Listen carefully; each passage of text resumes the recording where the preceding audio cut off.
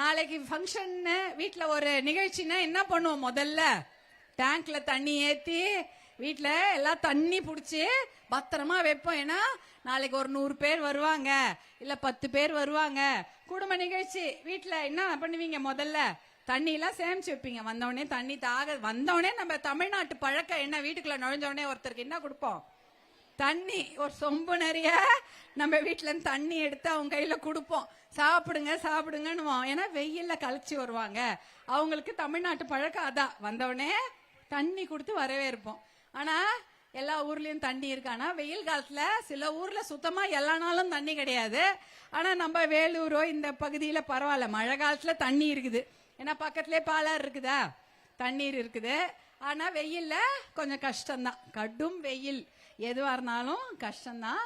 இருந்தாலும் இந்த பகுதி முழுக்க முழுக்க விவசாயம். நம்ம எல்லாம் விவசாயி தானம்மா? ஆம்பளை பொம்பளை எல்லாரும் விவசாயம் தானே பண்றோம். அது மாதிரிதான் எல்லாம் பண்ணிட்டு இருக்கிறோம். அதான் நீங்க மதுரைனா என்னம்மா ஃபேமஸ்?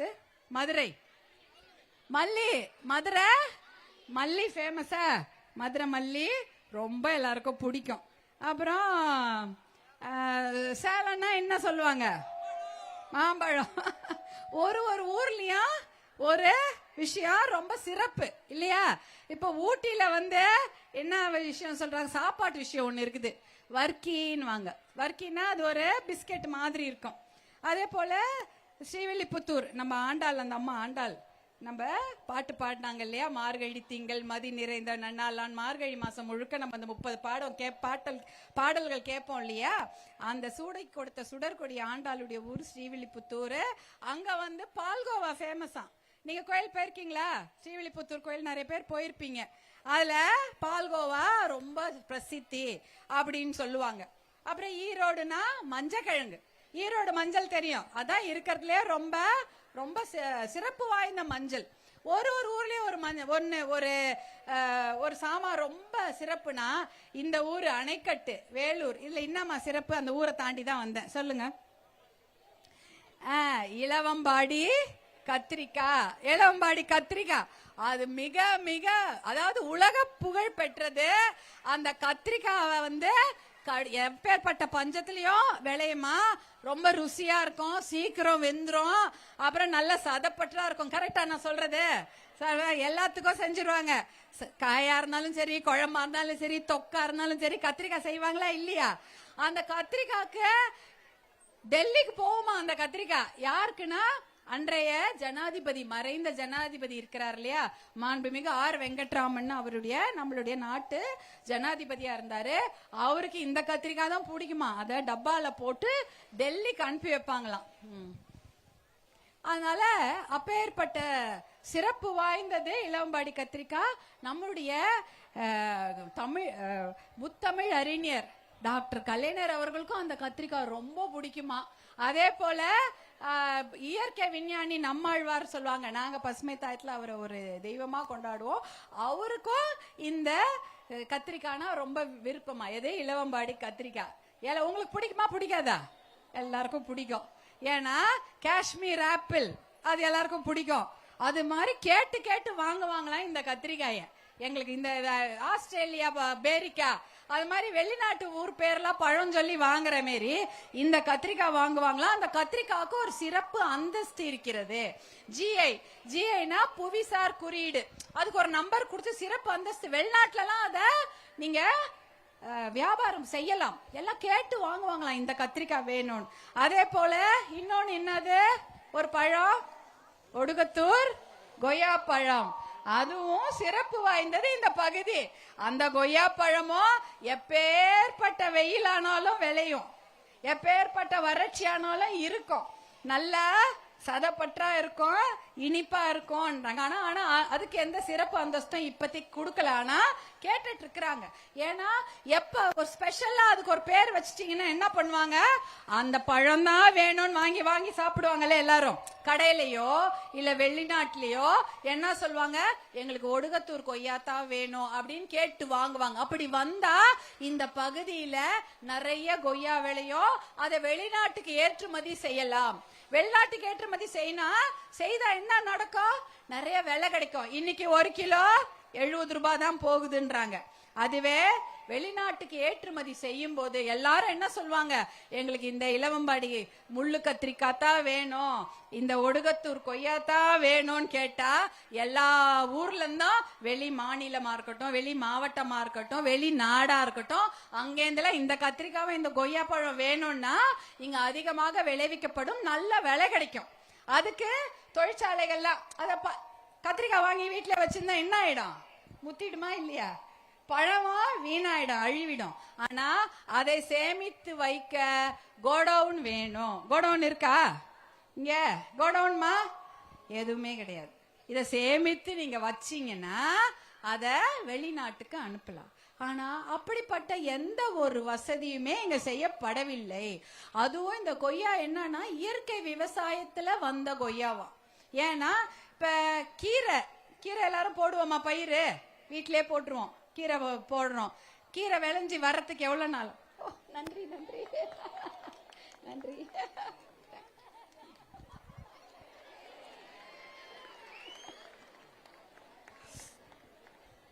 அப்ப வந்து ஆமா பேசிட்டு அப்புறம் கீரை போட்டா 45 நாளாவது ஆகுமாமா. ஒரு நல்ல கீரைய நீங்க விரைக்கிறீங்க, விரைச்சி அது 45வது நாளாவது ஆகும் அதை நம்ம சாப்பிட்ற பதத்துக்கு வரத்துக்கு. இதுவே இப்ப என்ன பண்றாங்க, யூரியா அந்த மாதிரி மருந்து போட்டு 30 நாள்ல கீரை வந்துருது. அது ரொம்ப கஷ்டம். ஏன் 30 நாளிலேயே நீங்க கீரைய விளை வச்சு வீட்டுக்கு வந்துருது. கீரை எல்லாம் அப்படிதான் கிடைக்குது. வாழைப்பழத்தை எப்படி பழுக்க வைக்கிறாங்க தெரியுமா? மருந்து போட்டு. எல்லாருக்கும் தெரியும். நீங்க 4 மணி நேரத்துக்கு முன்னாடி ஒரு பெரிய வண்டியில பச்சை கலரா அந்த வாழை, பழுக்காத வாழைய உள்ள வச்சுட்டு அதுல பிங்க் கலர்ல, ரோஸ் இளஞ்சிவப்பு கலர்ல ஒரு மருந்து தண்ணி அடிச்சு அதுல ஸ்ப்ரே பண்ணிட்டு அந்த வண்டியை மூடி நீங்க அனுப்புனீங்கன்னா 3 மணி நேரம் 4 மணி நேரம் சென்னை வந்து சேர்த்துக்குள்ள அப்படியே மஞ்சளா ஆயிடுது. மஞ்சள் கலர், இந்த மஞ்சள் கலர்ல வந்துருமா வாழைப்பழம். அந்த அளவுக்கு அவ்வளவு சீக்கிரம். ஆனா இயற்கையா அந்த மாதிரி ஆகுமா? வாழைப்பழத்தை நம்ம வச்சிருந்தா எவ்வளவு நாள் ஆகும் அது மஞ்சள் ஆவறதுக்கு? பொறுமையா, அது கடவுளுடைய படைப்புன்றதுனால பொறுமையா தான் அது பழுக்கும். ஆனா இப்ப மருந்து போட்டு சீக்கிரம் பழுக்க வச்சிடுறாங்க. திராட்சையும் அப்படிதான். திராட்சை கொத்து கொத்தா தொங்குது இல்ல, அதை அப்படியே முக்கிடுவாங்களாம் மருந்துல. முக்கிட்டு அது உடனே பழுத்துரும், அதை கடைக்கு வரும். இப்படிதான் நடக்குது. அதே போலதான் கோழி சாப்பிடுவோமா? இந்த கறி கோழியா இருக்கட்டும், அந்த வெள்ளை பிராய்லர் கோழியா இருக்கட்டும், இல்ல நாட்டு கோழியா இருக்கட்டும், ஒரு கோழி உருவாகுதுன்னா அது குறைஞ்சது 2-3 மாசம் தான் ஆகும். இன்னைக்கு ஊசி போட்டு அதே கோழிய 1.5 மாசத்துக்கெல்லாம் கடைக்கு வந்துருது, கறி கடைக்கு வந்துருது. அப்ப இத சாப்பிட்டா என்ன ஆகும்? வேகமா வளருது, வேகமா. அப்ப ஒரு கீரையா இருக்கட்டும், கோழியா இருக்கட்டும், இல்ல வாழைப்பழமா இருக்கட்டும், எல்லாம் வேகமா பழுக்க வைக்கப்பட்டு கெமிக்கல் கலந்து ரசாயனம் தெளிக்க விட்டு நம்ம சாப்பிடுறோம். அப்ப நம்ம என்ன சாப்பிடுறோம்? வாழைப்பழத்தை சாப்பிடுறோமா, இல்ல கீரையை சாப்பிடுறோமா, இல்ல கோழி சாப்பிடுறோமா, இல்ல அதுல இருக்கிற மருந்த சாப்பிடுறோமா? அந்த மருந்து தானே நம்ம சாப்பிடுறோம். அப்ப என்ன ஆகும் சொல்லுங்க? அப்ப நம்ம உடம்புல எல்லா நோயும் வருமா வராதா? யாரை கேட்டாலும் இப்ப பிபி இருக்குதா? எல்லாருக்கும் சக்கரை இருக்குதா? நம்ம தாத்தா பாட்டிக்கெல்லாம் எல்லாம் இருந்ததே கிடையாது. எங்கன்னா நடந்துக்கு எடுத்து போய் விழுந்தாங்கன்னா, நான் வாய்க்கால்ல விழுந்தேன், வரப்புல விழுந்தேன்னு அந்த எலும்பு தான் அடிப்படும், வேற எதுவுமே அவங்களுக்கு இருக்காது. இன்னைக்கு யார பார்த்தாலும் சக்கரை வியாதி, ரத்த கொதிப்பு எல்லாமே வந்துருச்சு. மகளிருக்கெல்லாம் முன்னாடியில எதுவுமே வராது, ஆஸ்பத்திரியே போக மாட்டாங்க. இப்ப எல்லாம் ஒரு மாசத்துக்கு ஒரு வாட்டி வைத்திய செலவு தான். ஏன் தெரியுமா? இந்த சாப்பாட்டுல அவ்வளோ கலப்படம். ஆனா இதெல்லாம் இங்க இருக்கிற அந்த ஒடுகத்தூர் கொய்யால கிடையாது. ஏன்னா கொய்யால நம்ம பெருசா கலப்படம் பண்ண முடியாது. மருந்து மரத்துக்கு தான் வைப்பாங்க, செடிக்கு தான் வைப்பாங்களே தவிர கொய்யா பழத்துல ஸ்ப்ரே அடிக்க முடியாது. அதனால அந்த இயற்கை விவசாயத்தில் விளைந்த அந்த கொய்யா பழத்துக்கு அவ்வளவு மதிப்பு இருக்கிறது. அதை சந்தைப்படுத்தி வெளிநாட்டுல வித்தா நல்ல காசு. இங்க அதுதானே தோட்டக்கலை பயிர்கள் தானே அதிகமா. இந்த பண பயிர் தான் அதிகமா இந்த பகுதியில் பயிரிடுறாங்க. அதனால எதுக்கு முக்கியத்துவம் கொடுக்கணும். இததான் நம்ம உங்க அண்ணா அன்புமணி இருக்காருல்ல, தெரியும் இல்லையா, அவர் என்ன பண்ணாரு, இதுக்கு விவசாயத்துக்கு முக்கியத்துவம் கொடுங்கன்னு எத்தனையோ மீட்டிங் போட்டாரு, எத்தனையோ போராட்டம் பண்ணிட்டாரு, எத்தனையோ அறிக்கை கொடுத்துட்டாரு. ஆனா அவர் 35 வயசுல அமைச்சரானார்ல, அமைச்சராகும் போது அவருக்கு வயசு சின்ன வயசு, 35 வயசு. டெல்லியில 2004 இருந்து 2009 அவரு சுகாதாரத்துறை அமைச்சராகும் பொழுது ஒரு சட்டத்தை கொண்டு வருகிறார். என்ன சட்டம்னா உணவு பாதுகாப்பு சட்டம்.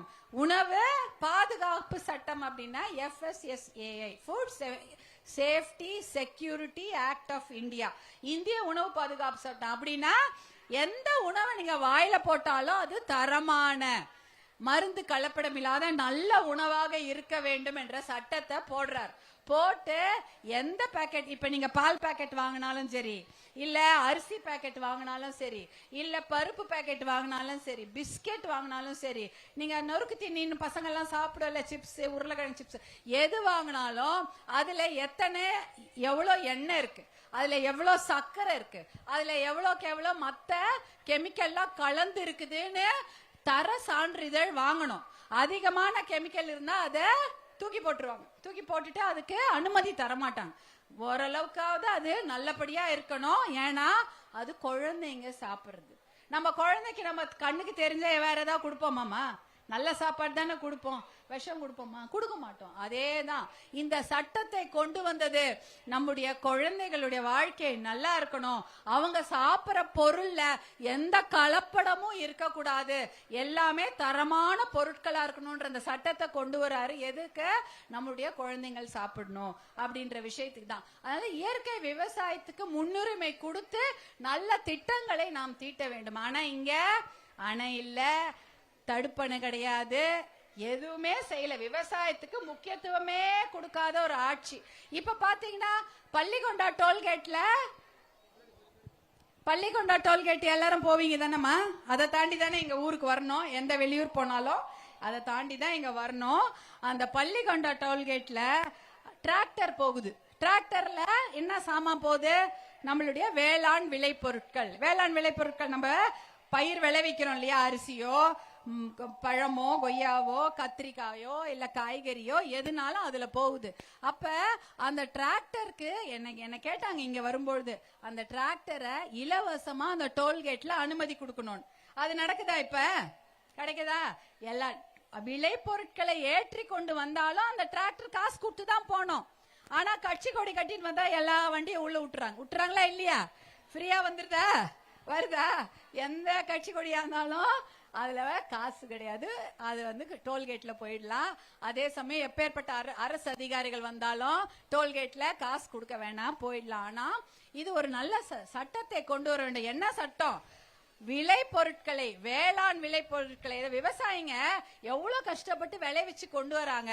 அதை வண்டியில ஏத்திட்டு வரும்போது, டிராக்டர் வரும்போது அதை இலவசமா அந்த டோல்கேட்ல, எல்லா டோல்கேட்லயும் இலவசமா அதை அனுப்ப வேண்டும் என்ற ஒரு சட்டத்தை கொண்டு வந்தாலே, சட்டம்லாம் தேவையில்லை, இது ஒரே நாள் கையெழுத்து போட்டுடலாம்.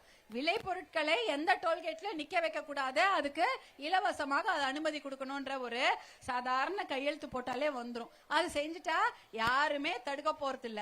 ஏன்னா எப்படி வேணாலும் வண்டியை எடுத்துக்கிட்டு அந்த விளைபொருட்களை, விவசாய பொருட்களை எடுத்துக்கொண்டு வண்டி எடுத்துட்டு டோல்கேட் தாண்டி போலாம். இது ஒரு நல்ல திட்டமாக இருக்கும். இதெல்லாம் செய்யறது வந்து விவசாயிகளுக்கு ரொம்ப நல்லா இருக்கும். இலவச மின்சாரம் போல இது ஒரு நல்ல திட்டமாக இருக்கும். அடுத்தது பாத்தீங்கன்னா, ஒரு விவசாயி போறீங்க, நீங்க போய் பொருளுக்கு விலை சொல்ல முடியுமா? நீங்க விளைவிச்சு கொண்டு போற பொருள், அதுக்கு யார் விலை சொல்லுவா? நீங்க சொல்லுவீங்களா? வேற யாராவது சொல்லுவாங்களா?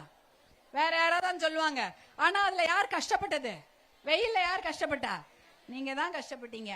களை எடுத்தது நீங்க தான், நாத்து நட்டது நீங்க தான். காலையில குளிர்தா இல்லையா? குளிர் பயங்கரமா குளிருமா? காதெல்லாம் அடிச்சுக்குமா? இருந்தாலும் காலையில போயிடுவீங்கல்ல, 4-5 மணிக்கெல்லாம் மாடை ஓட்டிக்கிட்டு அங்க போவோம். அடுத்தது அப்புறம் எவ்வளவு கடும் வெயில், எவ்வளவு வெயிலா இருந்தாலும் அங்கதான் வேலை செய்யணும். மழையா இருந்தாலும் சரி, வெயிலா இருந்தாலும் சரி, எல்லாம் கையால தானே செய்யணும். கை வேலை தானே. கையில தான் செய்யணும். இத்தனையும் கஷ்டப்பட்டுட்டு அந்த பொருளுக்கான விலையை நீங்க சொல்லவே முடியாது, வேற யாரோ சொல்லுவாங்க. ஆனா இதுக்கெல்லாம் கேரளா தெரியும் இல்லையா? கேரளால சபரிமலைக்கெல்லாம் எல்லாம் போறாங்கல்ல சாமி கும்பிட, அந்த இடம் கேரளா.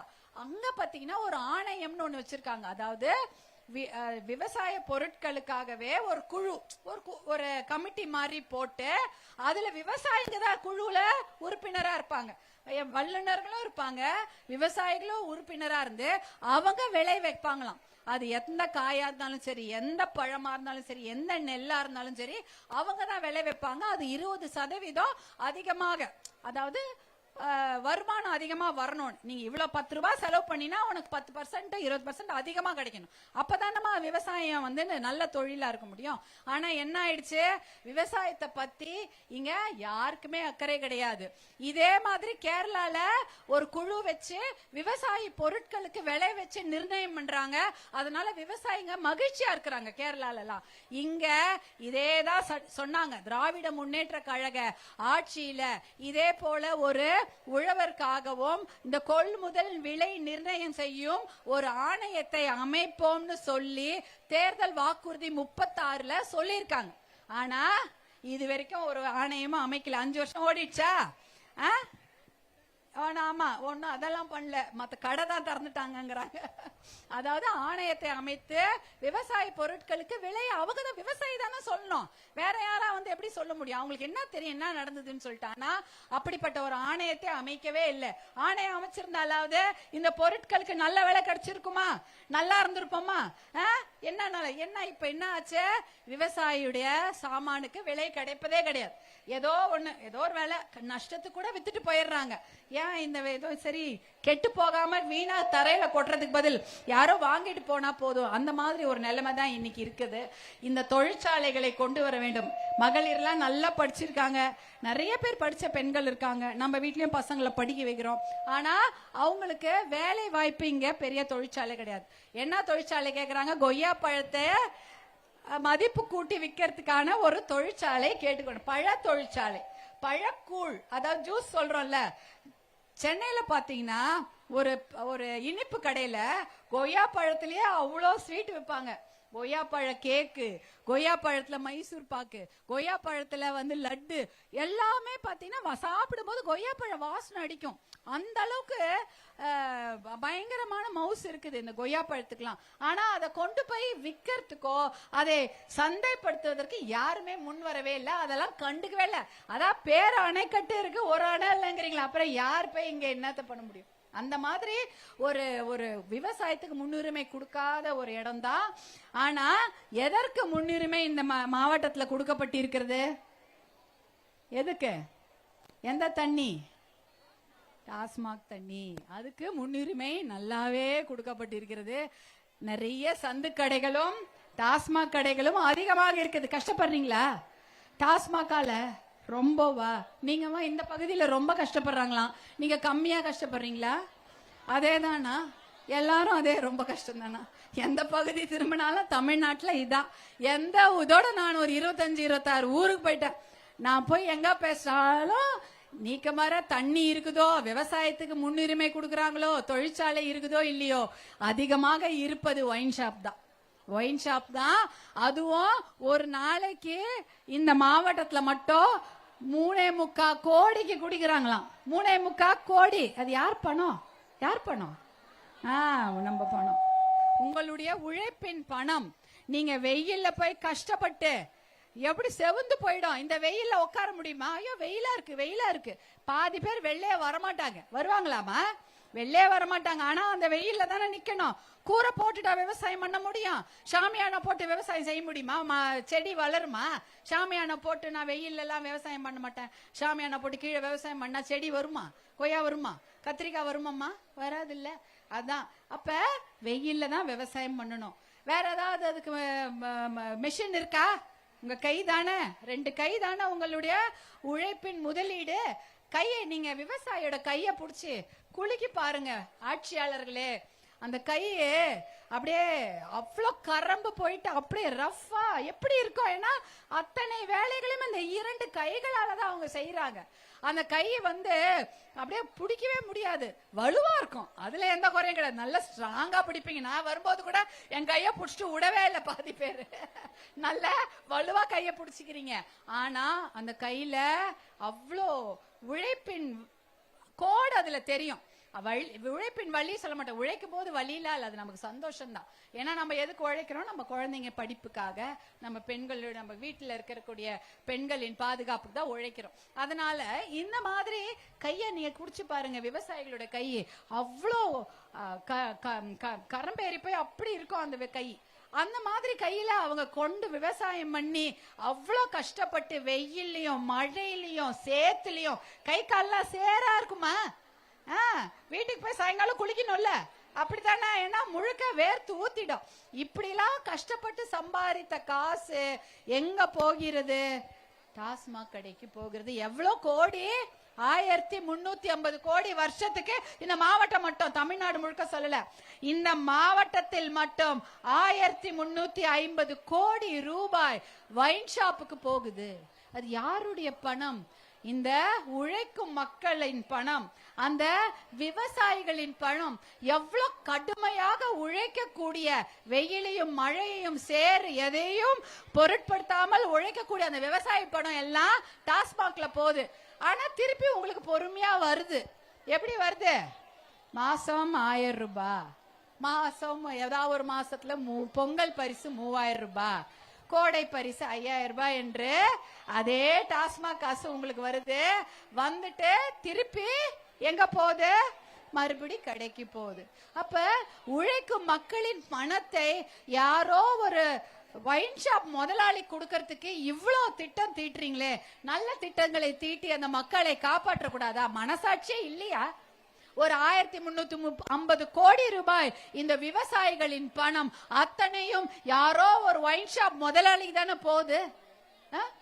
அப்ப அத ஒரே நாள்ல நினைச்சா நீங்க நிறுத்த முடியாதா? ஒரே ஒரு கையெழுத்து போட்டு அந்த ஒயின் ஷாப்புகளை மூடிவிட்டால் 1350 கோடி ரூபாய் பணம் இந்த மாவட்டத்தில் விவசாய வீட்டிலே இருக்கும்ல. விவசாய வீட்டுல இருந்தா நல்லா இருப்பாங்கல்ல விவசாயிகள். 1350 கோடி ரூபாய் வீட்டுக்குள்ள இருக்கும்ல அந்த பணம். நீ வீடு கட்டிக்கலாம், பொண்ணுக்கு நல்லா கல்யாணம் பண்ணலாம், பிள்ளைய நல்லா படிக்க வைக்கலாம், பேரம் பேத்திங்களுக்கு ஏதாவது நல்லது செய்யலாம். செய்யலாமா இல்லையா? எல்லாத்தையும் விட்டுட்டு போயும் இந்த காசு, இந்த உழைக்கும் விவசாயிகளுடைய காசை கொண்டு போய் வைன் ஷாப்ல கொடுத்து யாரோ வாழறதுக்கு எங்க மக்களையும் எங்க குழந்தைங்களையும் பலியாக்குறதா? இது என்ன? இன்னைக்கு என்ன ஆச்சு? ஒரு வீட்லயும் என்ன இருக்கிறாங்க? குடி நோயாளிகள் தான் சொல்லணும். எவ்வளவு பெரிய விவசாயி, எவ்வளவு பெரிய நாட்டுக்கே சோறு போடுற கடவுள் அந்த விவசாயி. அவங்கள பாவம் ஒயின் ஷாப்பை தேடி அலைய வச்சாச்சு. அதான் நம்ம நடந்தது. வீட்டுல தாத்தா குடிக்கிறாங்களோ, கூட அப்பா அம்மா, கூட பிறந்தவங்களா, ஆமா, கட்டுனவங்களா, வீட்டுக்காரங்க, பிள்ளைங்க, இன்னும் பேரம் பேத்தி தான் பாக்கி இல்லையா? அது கூட சொல்ல முடியாது. இப்ப பள்ளிக்கூடத்துல போதை இருக்குதான். போதைன்னா என்ன தெரியுமா? கஞ்சா, அப்புறம் ஏதோ ஒரு மருந்து பேப்பர்ல கட்டி சும்மா. ஏன்னா சின்ன பசங்க கையில ஒயின் இந்த டாஸ்மாக் வாங்குற அளவுக்கு 100 ரூபாய் 150 ரூபாய் இருக்காது. ஒரு பாட்டில் 100 ரூபாய் என்னமோ சொல்றாங்க. ஆனா அந்த அளவுக்கு சின்ன பசங்க கிட்ட காசு கொடுத்து வச்சிருப்பாமா? ஏதோ 10 ரூபாய், நீ கேன்டீன்ல போய் சாப்பிடு, பஸ்ஸுக்கு ஒரு 20 ரூபாய், அவ்வளவுதானே இருக்கான். அப்ப அதுக்குள்ள என்ன கிடைக்குது? இந்த போதை பொருள். கூழ்லிப்புன்னு சாக்லேட் மாதிரி இருக்குமா? பள்ளிக்கூடத்துல கூட பக்கத்துல, பள்ளிக்கூடத்துக்குள்ள கிடைக்காது, வெளியில ஏதோ ஒரு பொட்டி கடையில எல்லாம் விக்குது. அதை சாப்பிட்டுட்டு கிளாஸ்ல அந்த பசங்க என்ன நடக்குதுன்னே தெரியாம இருக்கிறாங்க. அப்போ யோசிச்சு பாருங்க, போதை பழக்கம், குடி பழக்கம், இந்த கஞ்சா பழக்கம், இந்த பாக்கு, இந்த மாதிரி எத்தனையோ கெட்ட பழக்கங்களுக்கு சின்ன சின்ன குழந்தைங்க கூட அடிமையாயிடுறாங்க. இதான் இப்ப சின்ன குழந்தைங்களோட போதை பழக்கத்துக்கு அடிமையாகிற வயசு குறைஞ்சிக்கிட்டே வருது.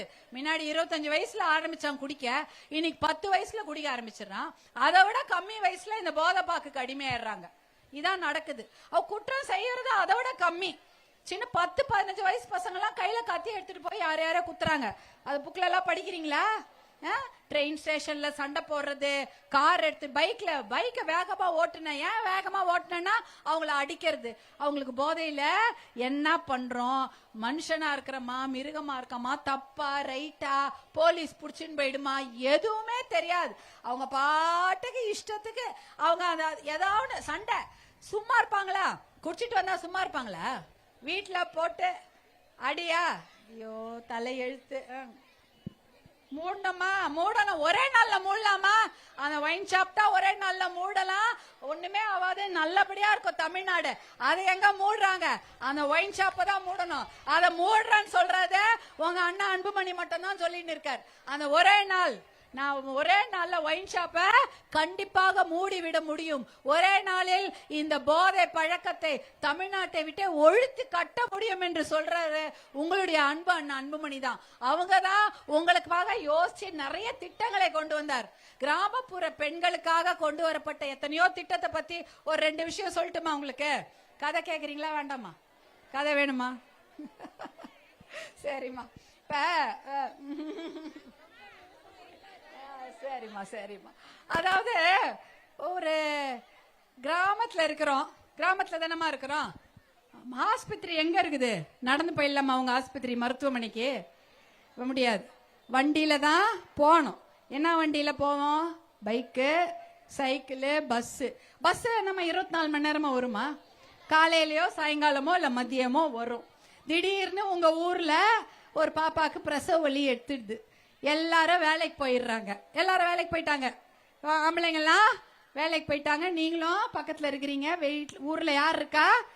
வயசானவங்களும் குழந்தைங்க இருப்பாங்க இல்லையாமா? வேலைக்கு போக முடியாத வயசானவங்களும் குழந்தைங்க மட்டும்தான் இருப்பாங்க. அப்ப அந்த பிரசவ வலி எடுத்த பொண்ணு என்ன பண்ணுவீங்க? நீங்களே டெலிவரி பாத்துருவீங்களா? முடியாதா? முன்னாடிலாம் வீட்லயே பாப்பாங்க, இல்லைன்னா மாட்டு வண்டியில கூட்டிட்டு போவாங்க. இப்ப எப்படி கூட்டு போறீங்க? Ambulance, 108 ambulance. அந்த 108ன்ற நம்பர் உங்களுக்காக கொடுக்கப்பட்ட நம்பர். இந்தியா முழுக்க நீங்க அணைக்கட்டுல இருக்கிறவங்க என்ன சொல்றது, வெளியூர்ல போய் எங்கன்னா பக்கத்து ஊருக்கு போய் பெங்களூர் போயிட்டீங்க, அங்க அடிபட்டுச்சுன்னா எந்த நம்பருக்கு போன் பண்ணுவீங்க? 108. எல்லா ஊர்லயும் 108 தான். இந்தியா முழுக்க 108. அந்த ஆம்புலன்ஸை கொண்டு வந்தது யாரு? உங்க அண்ணா அன்புமணி தான் கொண்டு வர்றாரு. ஏன்னா கிராமத்துல இருக்கக்கூடிய பெண்கள் திடீர்னு பிரசவ வலின்னு வந்துட்டா என்ன பண்ணுவாங்க, யாருக்கு போன் போடுவாங்க அப்படின்னு யோசிச்சு அந்த திட்டத்தை கொண்டு வராரு. எதுக்காக? ஆம்புலன்ஸ் நீங்க போன் போட்டா வந்து உங்களை கூட்டிட்டு ஆஸ்பத்திரிக்கு போனோம். குழந்தைக்கு உடம்பு முடியலையா, வீட்டுல யாரும் இல்லையா, அப்பா வெளியூர் போயிருக்காரு, வீட்டுல இருக்கிற அவர் கணவர் எங்கேயோ வெளியூர் போயிட்டாரு, அண்ணன் தம்பி இல்ல, பிள்ளைங்க எல்லாம் போன் பண்ணா எடுக்கல, ஸ்கூல்ல இருக்காங்க, காலேஜ்ல இருக்கிறாங்க. அப்ப என்ன பண்ணுவீங்க? ஒரே ஒரு போன் போட்டா நீங்க யார் போட்டாலும் வரும், வந்து உங்களை கூட்டிட்டு ஆஸ்பத்திரிக்கு கூட்டு போகும். இந்த ஆம்புலன்ஸ் கொண்டு வந்தது யாரு? உங்க அண்ணா அன்புமணி தான் கொண்டு வர்றாரு. யாருக்காக கொண்டு வந்தது? உங்களுக்காக கொண்டு வரப்பட்டது. யாருக்காக? கிராமப்புறத்தில் இருக்கும் பெண்கள் தனியாக இருக்கும் பொழுது ஆத்திர அவசரத்துக்கு அவங்களுக்கு மருத்துவமனைக்கு செல்ல வேண்டும் என்றால் ஒரு வண்டி தேவை. அது யாரா இருந்தாலும் சரி, அது தமிழ்நாடா இருந்தாலும் சரி, இல்ல பீகாரா இருந்தாலும் சரி, மகாராஷ்டிரா வந்தாலும் சரி, ஜம்மு காஷ்மீராக இருந்தாலும் சரி, எங்க இருந்தாலும் 108 என்ற ஒரு போன் போட்டா வண்டி வந்து உங்களை கூட்டிட்டு போகும். எங்கேயோ ஓடுற ஆம்புலன்ஸ், டெல்லியில இருந்து எத்தனை ஆம்புலன்ஸ் தமிழ்நாட்டுக்கு வந்திருக்கு தெரியுமா? டெல்லியில இருந்து தமிழ்நாட்டில் இருக்கக்கூடிய கிராமப்புற மகளிருக்காக உங்கள் அண்ணன் அன்புமணி கொண்டு வந்த ஆம்புலன்ஸ் 1350க்கும் மேற்பட்ட ஆம்புலன்ஸ இந்த கிராமங்கள்ல கொண்டு வந்து விட்டுருக்காங்க. அப்ப 2005ல இருந்து இன்னி வரை 20 வருஷமா அதான் ஓடிட்டு இருக்குது. உங்களுக்கு வேற எந்த வண்டியும் புதுசா யாருமே கொண்டு வரல. தமிழ்நாட்டுல நாங்க ஆம்புலன்ஸ் அதிகப்படுத்துவோம்லாம் சொன்னாங்க, ஒரே ஒரு ஆம்புலன்ஸ் வாங்கி யாரும் இன்னைக்கு கொடுக்கல. உங்க அண்ணா அன்புமணி டெல்லியில இருந்து 1350 ஆம்புலன்ஸை கொண்டு வந்து தமிழ்நாட்டுல உங்களுக்காக ஓட வச்சிருக்காரு. அதுதான் இன்னி வரைக்கும் உங்களுக்கு ஓடிட்டு இருக்குது. அதே வண்டி தான் ஓடிட்டு இருக்குது. இதுதான் அவரு இந்த மாதிரி திட்டங்களை உங்களுக்கு கொடுக்கறதுக்கு தான் தயாரா இருக்காரு. அடுத்தது ஊசி. சும்மா இது ஒரு விஷயம் சொல்லிட்டு போறேன். கிராமத்துல எல்லாம் ஆஸ்பத்திரிக்கு போனா ஒரு ஊசி இருக்கும், அந்த ஒரு ஊசி எடுத்து உங்களுக்கு போடுவாங்க. போட்டு கழுவிட்டு என்ன பண்ணுவாங்க? இன்னொருத்தர் போடுவாங்களா? பாத்திருக்கீங்களா? நீங்க பாத்திருக்கீங்க. இப்ப எப்படி இருக்குது? ஒருத்தருக்கு ஒரு ஊசி. கிராமத்துல முன்னாடியே என்ன நடக்கும்? எந்த மருத்துவமனை போனாலும் சரி, இலவச மருத்துவமனையா இருக்கட்டும், அரசு மருத்துவமனையா இருக்கட்டும், இல்ல ஆரம்ப சுகாதார நிலையமா இருக்கட்டும், இல்ல மாவட்ட தலைமை மருத்துவமனை, எங்க இருந்தாலுமே ஒரே ஒரு ஊசி இருக்கும். அதை ஒரு 15-20 பேருக்கு போடுவாங்களா இல்லையா? எல்லா ஊசி ஓடும்போது கத்துவாங்க, ஒரே சத்தமா கூச்சலா ஒரே வலியில கத்தி நிற்பாங்க. ஏன்னா முதல்ல போடும்போது ஊசி நல்ல கூர்மையா இருக்கும்.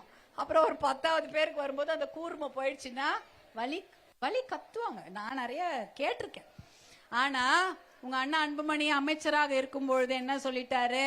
ஏன் இலவச மருத்துவமனைக்கு செல்பவர்கள் எல்லோருமே இதே போல ஒடுக்கப்பட்ட விவசாய பெருங்குடி மக்கள் தான் போறாங்க, கொஞ்சம் வசதி இல்லாதவங்களும் போவாங்க. அப்ப அவங்களுக்கும் நல்ல மருத்துவம் கிடைக்கணும் இல்லையா? பிரைவேட் ஆஸ்பத்திரி போனா ஒரு வாட்டி ஊசியை போட்டு தூக்கி போட்டுறான். அப்ப ஏன் கவர்மெண்ட் ஆஸ்பத்திரியில அது நடக்க கூடாதுன்னு ஒரே நைட் அந்த சட்டத்தை மாத்திட்டார். எல்லாரும் அந்த பழைய ஊசியை தூக்கி போடுங்க, புதுசாக ஒரு அரசு மருத்துவமனையிலும் ஒரு முறை பயன்படுத்தி தூக்கி எறியக்கூடிய ஊசிய ஒரே ராத்திரியில கொண்டு வந்தார். எதுக்காக கொண்டு வந்தாரு? நம்ம மக்களும் நம்ம குழந்தைங்களும் நல்லா இருக்கணும் இல்லையா? ஒரு உடம்பு சரியில்லாத ஒரு நோயாளிக்கு போட்ட ஊசி எடுத்து ஒரு குழந்தைக்கு போட்டா நல்லா இருக்கிற குழந்தைக்கு கூட அந்த நோய் வந்துரும் இல்லையா? அந்த மாதிரி ஒரு தவறு நடந்துவிடக்கூடாது. எல்லா உயிரும் ஒண்ணுதான். அது கிராமமா இருந்தாலும் சரி, பணக்காரங்களா இருந்தாலும் சரி, படிச்சவங்களா இருந்தாலும் சரி, படிக்காதவர்களாக இருந்தாலும் சரி, யாரா இருந்தாலும் எல்லா உயிரும் ஒண்ணுதான். அவர்களுக்கு அதுக்கான முக்கியத்துவம் தரப்பட வேண்டும் என்பதற்காக தான் ஒரு முறை பயன்படுத்தி ஊசியை போட்டா தூக்கி குப்பையில போட்டு இன்னொரு பேஷண்ட்டுக்கு புது ஊசி தான் போடணும். இந்த திட்டங்களை எல்லாம் மருத்துவர் அன்புமணி உங்களுக்காக தான். நம்ம குழந்தைங்க நல்லா இருக்கணும், அவங்க நோய் நொடி இல்லாம நல்லா வளரணும்ன்றதுக்காக கொண்டு வர்றாரு. அதனாலதான் அவர் சொல்றாரு, ஒரே நாளில் இந்த மது கடைகளையும் ஒரே நாளில் இந்த போதை பழக்கத்தையும் தமிழ்நாட்டை விட்டு ஒழித்து கட்ட முடியும் அப்படின்னு அவர் தெளிவா இருக்கிறாரு. அதற்கு நீங்கெல்லாம் அவருக்கு ஆதரவு கொடுக்கணும். அதுக்காக தான் இன்னைக்கு உங்ககிட்ட பேசணும்னு வந்தேன். நான் ஏற்கனவே உங்க ஊருக்கு நான் பல முறை வந்திருக்கேன். எதுக்கு வந்திருக்கிறேன்? கல்யாணத்துக்கு வந்திருப்பேனா? கல்யாணத்துக்கோ இல்லைன்னா நிறைய நிகழ்ச்சிக்கு வந்திருக்கிறேன். ஆனா இந்த முறை உங்களிடம் பேச வந்தது இதற்காக தான். அவர் நல்ல திட்டங்களை வைத்திருக்கிறார், உங்களுக்காக அவர் செய்ய தயாரா இருக்கிறார். என்னுடைய அக்கா தங்கச்சிங்களா இருக்கிறாங்க, இவ்வளவு நல்லா இருக்கிறாங்க, குழந்தைங்க இருக்காங்க, அந்த குழந்தைங்க நல்லா வாழணும், அவங்களுக்கு எந்த குறையும் இருக்கக்கூடாது. கெட்ட பழக்கம், போதை பழக்கம் எதுவும் இல்லாம நல்லா படிச்சு நல்ல வேலைக்கு போகணும் இல்லையாமா? நல்ல வேலைக்கு போகணும். அதே விவசாயமும் நல்ல தொழில். அது அந்த மாதிரி ஒரு உன்னதமான ஒரு தொழில் இருக்கவே முடியாது. ஊருக்கெல்லாம் சாப்பாடு போடுற தொழில், அந்த விவசாயத்துக்கு முன்னுரிமை கொடுக்க வேண்டும் என்ற நல்ல திட்டங்களோடு அன்புமணி இருக்கிறார். அவர் நீங்கெல்லாம் அவருடைய சகோதரிகளாக, அவருடைய தங்கைகளாகவும், கூட பிறந்த சகோதரிகளாகவும், அதே போல ஒரு அம்மாவாகவும் இருந்து உங்க வீட்டு பிள்ளையா அவரை நினைச்சு அவருக்கு ஆதரவு கொடுக்கணும் அப்படின்னு தான் உங்ககிட்ட நான் அன்போட கேட்டுக்கிறேன். நீங்க நான் புரிஞ்சுதா? நான் சொன்னது உங்களுக்கு புரிஞ்சுதாமா? புரிஞ்சுதா? ஏன்னா நீங்க எல்லாம் ஆதரவு கொடுத்தாதான் இன்னும் நல்ல திட்டங்களை நம்மால கொண்டு வர முடியும். அது ஒண்ணும் அதையா நீங்க உங்க மன தைரியத்துல எல்லாத்தையும் நம்ம சமாளிக்க வேண்டியதுதான். எல்லா பெண்களுக்கு தினம் சவால் தானே. என்ன மன தைரியம் இல்ல? யாராவது எதனா ஒரு விஷயம்னா கூட பெண்கள் எல்லாத்தையும் சமாளிக்க கூடிய மன தைரியத்துல இருக்கிறாங்க. அந்த மன தைரியத்துல தான் ஆமா அதான் சமாளிச்சு ஆக வேண்டும். எல்லாவற்றுக்கும் நல்ல திட்டம் இருக்குமா? நீங்க என்ன கேட்டாலும் உங்களுக்கு நல்ல சுகாதாரமான நல்ல திட்டங்கள் இருக்கு. அதை தருவதற்கு அன்புமணியை தயாரா இருக்கிறாங்க. இந்த தேர்தல், சட்டமன்ற தேர்தல் வருது, நீங்க எல்லாம் ஒற்றுமையாக இருந்து மருத்துவர் அண்ணன் அன்புமணி பின்னால் நீங்க இருக்க வேண்டும் என்று சகோதரிகளாகிய உங்களிடம் நான் அன்போடு பாசத்தோடு கேட்டுக்கொள்கின்றேன். இந்த சட்டமன்ற தேர்தல் மட்டும் இல்ல, இப்ப உள்ளாட்சி தேர்தல் வருதா? உள்ளாட்சி தேர்தல்னா என்ன? கவுன்சிலருக்கு யாருக்கு ஓட்டு போடுவீங்க? ஓட்டு போடுவீங்களா மாட்டீங்களா? ஓட்டு போடலன்னா உங்க ஊர்ல யாரும் விட மாட்டாங்கல்ல, கூட்டின்னு போய் ஓட்டு போட வைப்பாங்க. வண்டி எடுத்துட்டு வாங்க, நீங்க ஓட்டு போட்டாதான் ஆச்சு அப்படின்வாங்கல்ல. அதேதான் அந்த சட்டமன்ற தேர்தலையும் நீங்க எல்லாம் ஒற்றுமையாக இருந்து மற்றொரு அன்புமணி பின்னால் இருந்து நீங்கள் அவருக்கு ஆதரவு அளிக்க வேண்டும். அது ஒண்ணு. அதே போல அப்ப இன்னும் இலவச திட்டங்கள் நிறைய வரும்னு நினைக்கிறேன். ஏன்னா புதுசா எல்லாம் அந்த சமயம் வருவாங்க, ஏதாவது உங்களை கொடுத்து 1000மோ இல்ல 3000மோ இல்ல 5000மோ ஏதோ கொடுத்து ஏமாத்த பாப்பாங்க. ஏன்னா அவங்க நினைக்கிறாங்க இந்த காசெல்லாம் கொடுத்து பெண்களை ஏமாற்றி விடலாம், அவங்க ஏமாற்றி ஓட்டு வாங்கி விடலாம், ஓட்டு வாங்கிட்டா இன்னும் நிறைய ஒயின் ஷாப்பை திறந்து இன்னும் நிறைய முதலாளிகளை வாழ வைக்கலாம் நினைக்கிறாங்க. உங்களை வாழ வைக்கணும்ன்ற எண்ணம் அவங்களுக்கு கிடையவே கிடையாது. பசங்க நல்லா இருக்கணும்ன்ற எண்ணம் அவங்களுக்கு சுத்தமா கிடையாது. அதனாலதான் இந்த ஒயின் ஷாப்பை மூடுறன்னு சொல்லிட்டு யாருமே மூடவே இல்லை, இன்னும் நிறைய திறந்து விட்டுட்டாங்க. அதனால ஓட்டு உங்ககிட்ட வாங்குற வரைக்கும் தான் பதமா நடந்துக்குவாங்க, காசை கொடுப்பாங்க, மாசம் மாசம் வரும், எல்லாம் நடக்கும். ஆனா அதுக்கப்புறம் நீங்க அதை நம்பி ஓட்டு போட்டுட்டீங்கன்னா நம் குழந்தைங்களோட தலையெழுத்தையே மாற்றி எழுதக்கூடிய அளவுக்கு அவங்க தவறா இன்னும் நிறைய ஒயின் ஷாப் திறந்து விடுவாங்க. அதானமா நடக்கும். உங்களுடைய குழந்தைங்களுடைய தலையெழுத்தை நம்மளே மாத்தி எழுதக்கூடாது. அவர்கள் கொடுக்கும் அந்த பணத்துக்கு மயங்கிட்டோம்னா அப்புறம் பெரிய பிரச்சனையாயிடும் இல்லையாம்மா. நம்ம குழந்தைங்க தானே வாழ்க்கை முக்கியம். அதனால அவங்க எத்தனையோ ஏமாற்று திட்டங்களோட வந்தாலும் நீங்க தெளிவா இருங்க. உங்களுடைய அண்ணன் அன்புமணி பின்னால் நீங்களுடன் ஒற்றுமையாக இருக்க வேண்டும். அதே சமயம் சட்டமன்ற தேர்தல் மட்டும் இல்ல, எம்எல்ஏ தேர்தல் மட்டும் இல்ல, உள்ளாட்சி தேர்தல்ல நீங்கெல்லாம் நல்லா போட்டி போட்டு வார்டு மெம்பர், கவுன்சிலர், ஒன்றிய கவுன்சிலர், மாவட்ட சேர்மன் எது வேணாலும் ஆலாம். ஒரு 500 ஓட்டு 300 ஓட்டு நம்ம சொந்தக்காரங்களே இருப்பாங்களா? நம்ம சொந்தக்காரங்க ஒரு 150 200 பேர் இருப்பாங்களா? அவங்க கிட்ட ஓட்டு வாங்கி நீங்க ஜெயிச்சீங்கன்னா ஒரு வார்டு மெம்பர் உங்க தெருவுல என்ன பிரச்சனை இருந்தாலும் அதை தீர்த்து வச்சுக்கலாம். அதே போல ஒன்றிய கவுன்சிலர், அது உள்ளாட்சி தேர்தல் ஞாபகம் வச்சுங்க. பெண்கள் நிறைய பேர் போட்டி போடலாம். பெண்கள் நிறைய பேரு உள்ளாட்சி தேர்தலில் போட்டி போட்டு வெற்றி பெறுகிறார்கள். 50% பெண்களுக்கு தான் இடஒதுக்கீடு இருக்குது. 50%னா 100 பேர் கவுன்சிலரா இருக்கானால் 50% கண்டிப்பாக பெண்கள் தான் கவுன்சிலர். அதனால நீங்க எல்லாம் போட்டி போட்டு ஜெயிச்சு உங்க ஊருக்கோ உங்க பகுதிக்கோ நல்லது செய்ய வேண்டும். அது ரொம்ப முக்கியம். அப்படி செஞ்சீங்கன்னா நம்ம பிள்ளைகளுடைய வாழ்க்கைக்கும் நம்ம பிள்ளைகளை வளர்க்கும் போது கொஞ்சம் ஜாகிரதையா இருக்கணும். எப்படி பெண் குழந்தைங்களுக்கு சட்ட திட்டம் 6 மணிக்கு முன்னாடி வீட்டுக்கு வரணும், வெளில போக கூடாது, சினிமா போக கூடாது, ராத்திரியா எங்க அதே சட்ட திட்டத்தை ஆம்பளை குழந்தைங்களுக்கும் சொல்லி வளங்க. ஏன்னா அவங்களும் ஒழுக்கமா இருக்கணும். பெண்கள் எந்த அளவுக்கு ஒழுக்கமாக இருக்க வேண்டும் என்று நீங்கள் நினைக்கிறீர்களோ அதே போல வீட்டில் இருக்கக்கூடிய ஆண் குழந்தைகளும் ஒழுக்கமாக இருக்க வேண்டும். அதற்கு முக்கிய காரணம் தாய்மார்கள் ரொம்ப ரொம்ப இந்த விஷயத்துல தெளிவாக இருங்க. ஏன்னா உங்க பையன் இன்னைக்கு நல்லா இருந்தாதான் ஒரு வீட்டுக்கு ஒரு பொண்ணுக்கு நல்ல வாழ்க்கை கொடுக்க முடியும் இல்லையா? குடி இல்லாத அப்ப நம்ம பொண்ணுக்கு எதிர்பார்க்கும் போது எப்படிப்பட்ட ஒரு மாப்பிள்ளைய தேடுறோம்? குடி இல்லாத மாப்பிள்ளை, போத பழக்கம் இல்லாத மாப்பிள்ளை, நல்ல மாப்பிள்ளை. அப்ப நம்ம வீட்டுல இருக்கிற பையனும் அது மாதிரி இருந்தாதானே இன்னொரு வீட்டுக்கு ஒழுங்கான மாப்பிள்ளைய போய் சேருவாப்ல. அதனால அந்த விஷயத்துல தெளிவாக இருங்க.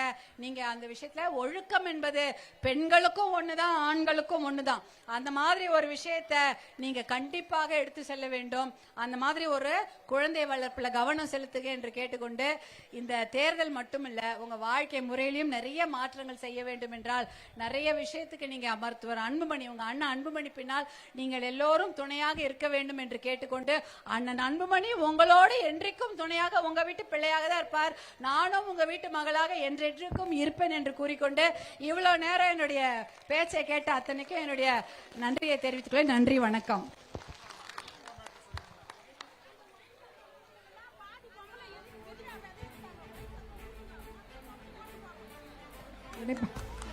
வாய்ப்பு கிடைத்தால் முதல் நாளே அந்த ஒயின் ஷாப்பை மூடி விட முடியும். வாய்ப்பு தான் கேட்கிறோம்.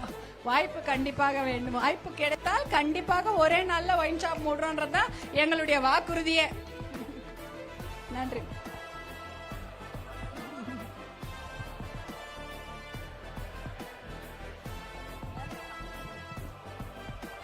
நன்றிமா. பத்திரமா வீட்டுக்கு போய் சேருங்க.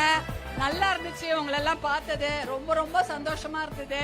நல்ல இதே சிரிச்ச முகத்தோட என்னைக்கும் இருக்கணும். இன்னைக்கு மட்டும் இல்ல, வாழ்நாள் முழுக்க எல்லா நாளும் நீங்கள் இதே சிரித்த முகத்தோடு, மலர்ந்த முகத்தோடு, கடன் சுமை இல்லாம ரொம்ப சந்தோஷமா இருக்கணும்ன்றத எங்களுடைய ஒரே ஒரு ஆசை. அதை நிறைவேற்ற கண்டிப்பாக நாங்கள் பாடுபடுவோம் என்று கூறிக்கொண்டு விடைபெறுகிறேன். நன்றி, வணக்கம்மா. நன்றிமா.